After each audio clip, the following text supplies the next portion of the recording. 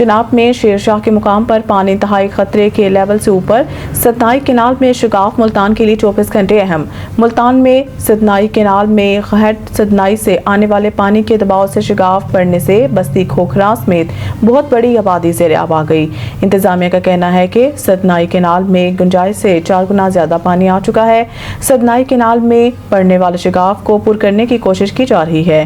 دریا راوی میں ہیڈ ستنائی پر اونچے درجے کا سیلاب ہے۔ دریا راوی کا پانی اوور فلو ہو کر رابطہ نہروں میں داخل ہونے سے ملتان روڈ پر رانگو نہر میں 2 مقامات پر شگاف بڑھ گئے۔ رانگو نہر کے شگاف سے درجنوں آبادیاں زیر آب آ گئی ہیں۔ ستنائی لنک کینال کے رانگو نہر کے شگاف کو پر کیا جا رہا ہے۔ دریا چناب میں پانی کی سطح میں مسلسل اضافہ ہو رہا ہے۔ سیلابی ریلا ملتان کی حدود سے گزر رہا ہے، جس کی وجہ سے اکبر فلڈ بند پر پانی کا دباؤ ہے۔ اس حوالے سے محکمہ انہار پنجاب کا کہنا ہے کہ اکبر فلڈ بند پر پانی کی سطح 414 فٹ ہو گئی ہے۔ اکبر فلڈ بند پر پانی کی سطح 417 فٹ تک پہنچنے پر ہیڈ محمد والا پر شگاف ڈالا جائے گا۔ پانی بڑھنے سے اکبر پور، علمدی سورا، بندہ سندھیلا، بستی بخش والا، بستی کوتوال مکمل ڈوب گئی۔ محکمہ انہار کا بتانا ہے کہ ملتان میں شیر شاہ کے مقام پر پانی کا گیج 394 فٹ پر پہنچ گیا ہے۔ شیر شاہ پر 395 پر گیج آنے پر پانی شیر شاہ پل کراس کر جائے گا۔ بورے والا، میلسی کے نشیبی علاقوں سے 95% انخلا مکمل کر لیا گیا۔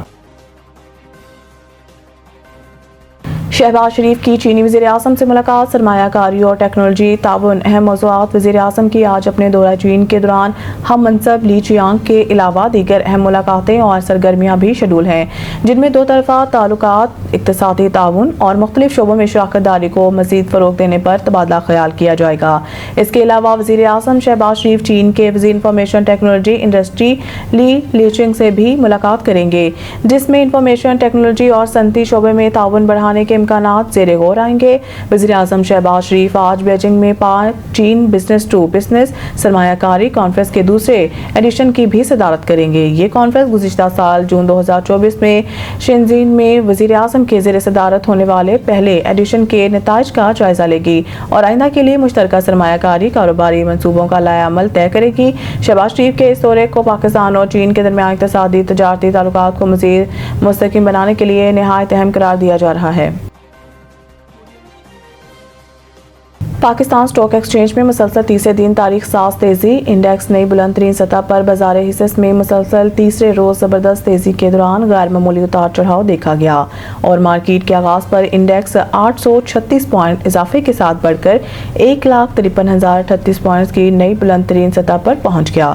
بعد ازاں تیزی کا رجحان مزید بڑھا اور انڈیکس 1,084 پوائنٹ اضافے سے 1,53,286 پوائنٹ کی نئی بلند ترین سطح کو چھو گیا۔ گزشتہ روز بھی مارکیٹ میں نمایاں تیزی دیکھی گئی تھی، جب 100 انڈیکس 1,560 پوائنٹس بڑھ کر 1,52,535 کی سطح تک جا پہنچا تھا۔ کاروباری حلقوں کے مطابق سرمایہ کاروں کا بڑھتا اعتماد، ملکی معیشت میں استحکام کے اشارے اور حکومتی اقدامات نے مارکیٹ کے رجحان کو مثبت بنانے میں اہم کردار ادا کیا۔ مسلسل اضافے کے بعد 100 انڈیکس تاریخ کی نئی بلند ترین سطح پر پہنچ چکا ہے، جو سرمایہ کاری کے لیے خوش آئند قرار دیا جا رہا ہے۔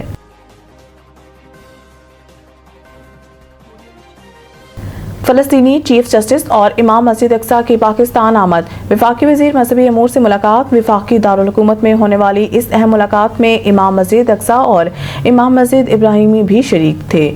فلسطینی وفد نے پاکستان میں سیلاب متاثرہ علاقوں میں جانی مالی نقصان پر افسوس کا اظہار کرتے ہوئے پاکستانی عوام سے ہمدردی کا اظہار کیا۔ اس موقع پر سردار محمد یوسف نے کہا ہے کہ ملت فلسطین کی حمایت دین، نسل، عقیدہ اور ثقافت سے بالاتر ہو کر ایک انسانی اخلاقی فریضہ ہے۔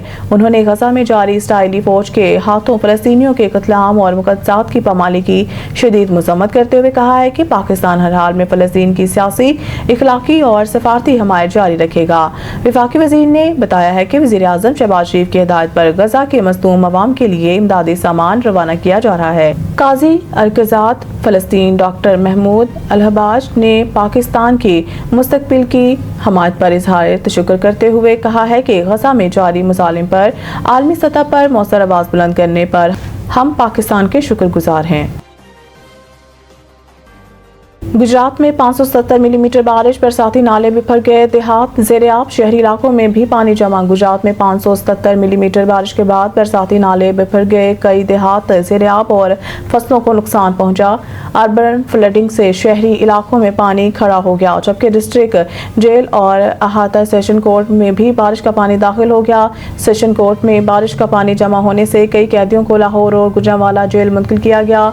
कमिश्नर गुजरांवाला के मुताबिक गुजरात में 24 घंटों में 570 मिलीमीटर बारिश हुई, जिसकी वजह से मुख्तलिफ इलाके ज़ेर-आब, देहात भी डूब गए। कमिश्नर गुजरांवाला ने बताया है कि मदीना सईदा के करीब हिफाजती बंद बांधकर पानी को बरसाती नाले में मोड़ा जा रहा है।